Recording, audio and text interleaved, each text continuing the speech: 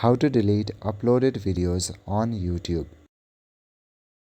Deleting uploaded videos on YouTube is very simple.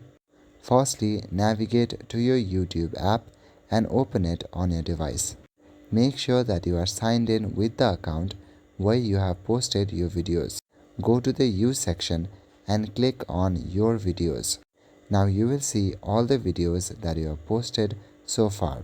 To filter out, you can even select videos, shorts, or live.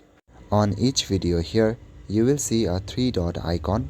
When you click on that, then at the bottom of the menu, you will see the delete option. Click on delete and reassure by selecting delete. By doing this much only, your video will get deleted. Once the video is deleted, there's no way to recover it. If you are having any kind of issues, then make sure to check for updates. To check for updates, open App Store or Play Store.